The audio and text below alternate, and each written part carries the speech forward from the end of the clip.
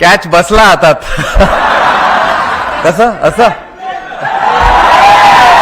सूर्याने आता सांगितलं की त्याच्या हातात बॉल बसला, तर बरं झालं ते बसला,